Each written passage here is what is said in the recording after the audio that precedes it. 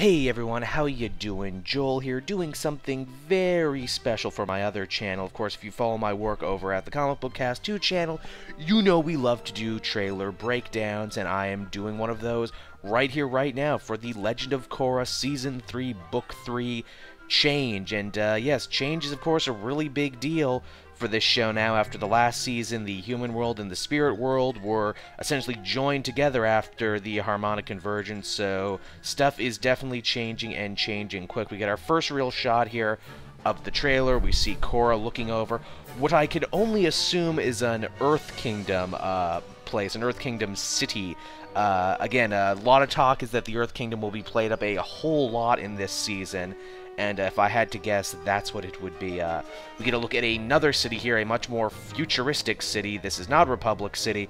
This city seems to be made of metal quite a bit. There's a lot of metal stuff going on here, so definitely metal benders and metal bending are at play here, no doubt. We got our first really interesting shot here, Korra airbending with a girl in Earth Kingdom colors. Now that is strange because, of course, if you have been following the lore of the show in the extended universe, you know that, well, pretty much the only people who can airbend are people who, well, are blood relations to Avatar Aang, because he was indeed the last airbender, and everyone else we've seen wearing, you know, Air Nomad colors in the Air Nomad uniform, they can't actually bend. They're what's called air acolytes. But it would seem things have changed now, perhaps. And we get another look here of some dude in prison. The Order of the White Lotus has this dude on lockdown. We're going to see him a couple times throughout the trailer, and he definitely seems to be a bad dude. And again, we get a shot here of Boomy with an air orb. Again, of course, Boomy was the one who, we all remember, was the one child of Aang who could not bend at all. He was just a normal dude, but here it certainly looks like things are changing. And perhaps now that the spirit world and the human world have become connected, it means that maybe the laws of bending have changed. We get a look at this lady here who, by God, if that is not a villain face, I don't know what is. And this lady comes packing the same head tattoo that Combustion Man from the original Avatar: The Last Airbender was packing. So, yeah, that's definitely some scary stuff. We get another look at another prisoner, another waterbender, using waterbending to create, like, these liquid tentacles. We're seeing some very different ways that bending can be used, some very offensive, some very dangerous styles of bending. We get a good shot here of this kid in green. We're seeing a lot of him. Again, Earth Kingdom colors, but clearly airbending. So that's huge. And speaking of different types of bending, we have this Earth Kingdom guy who is clearly bending lava. Now, again, that's an interesting subsect of bending, of course, because we know earthbenders can also bend metal. This guy can bend lava. Now, I would have thought that lava bending would be more connected to fire bending, but I guess because lava exists in the earth, that, yeah, it would make sense for earthbenders to be able to bend the lava. I think that's quite cool and quite interesting. Now, we get a glimpse of this woman right here, who has a very similar facial structure and, haircut to Lin Beifong. Now, the whole reason this trailer got released like it did was because a few episodes of the Spanish dub of the third season got released early, and one of those episode titles is called The Academy, and again, this clearly takes place in the big metal city. One of the big marching orders of this show was to further explore Lin and her family and Toph's legacy, and one of those leaked episodes was called The Academy, so I'm going to go out on a limb here and guess that this might very well be Lin's sister? Maybe cousin, someone definitely related to her, and this is going to play a bigger part into the metal bending academy, and perhaps even Korra learning to metal bend. Again, over here we see the kid from before wearing, you know, Air Nomad colors and packing, you know, one of Aang's flying sticks there. So again, clearly this kid is going to play a huge part, and he takes out this truck in pretty expert fashion, I must say.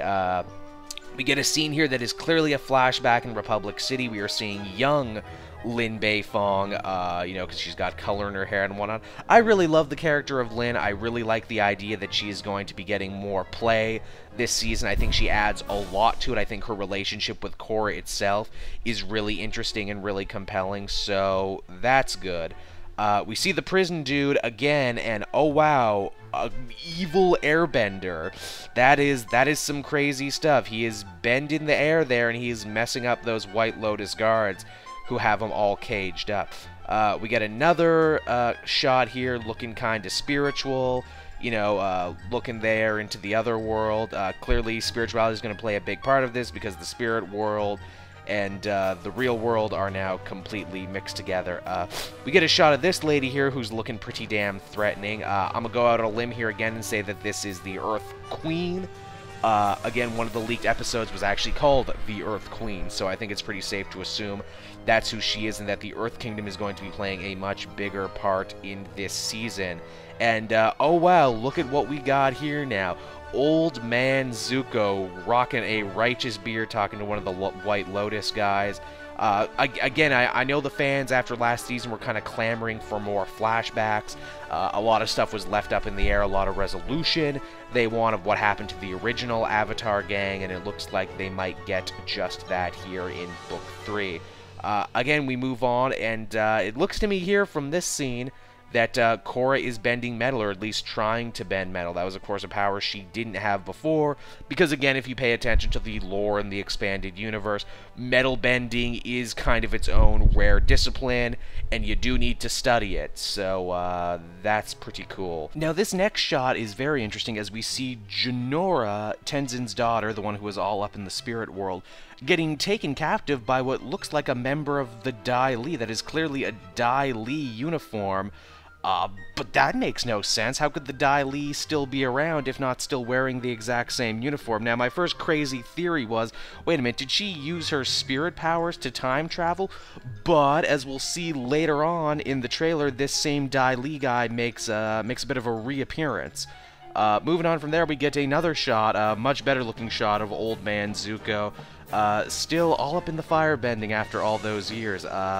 Another one of the things they've been saying about this new series is that they want to make it feel a lot more like original Last Airbender. They want to bring back the adventure, they want to bring back the globe hopping, and it looks like they brought back a lot of the old characters too in the form of flashbacks. We'll get to see what their final days were like, and that's pretty cool. Another shot of Korra fighting, again, the dude in the Dai Li uniform. So, I don't know, maybe the dude just wears the uniform as a fashion choice. I mean, it is a pretty pimpin' outfit. I mean, I won't lie about that. Okay, now this right here is easily my favorite shot of the whole trailer. Essentially, what we have here, what it looks like is we have our villain team. We have Combustion Woman, we've got the Water Arm Tentacle Lady, who in the trailer we see messing with Mako and Bolin. We have what can only be described as an evil airbender there in the back. He's, of course, shaved his head in the airbender style. He's got an airbender stick, and we saw him break out. So I'm going to guess that that's the same guy, only with a haircut. And you can just barely make him out there, but the earthbending Dai Li guy behind him. Of course, we've had lots of villains in the show before who have been benders, but we have never actually had a full-on evil team of benders like this that encompass each one of the elements. I think this is awesome. I can't wait to learn about each and every one of these guys. They all have great designs, and I think we're in for something. And yeah, that's pretty much the trailer. Gotta say, pretty cool. I know a lot of people at the end of Season 2 had a lot of problems that they wanted to address. I know a lot of people felt the show had become a little too teen angsty, a little too teen romancy. But again, you know, the creators, these are smart guys. These are the guys, you know, who go to the forums and really listen to the fans. So it looks like they are attempting to remedy a lot of the problems. Personally, I didn't have a problem with Season 2, but I know I'm very much in the minority on that one. So hope you liked this breakdown. Be sure to like, subscribe, do all the other social network jazz. Share it with your friends, and tell me down in the comments section below, what would you like to see from Book 3 of Korra? And yeah, I guess that's it. Thanks for watching, everybody.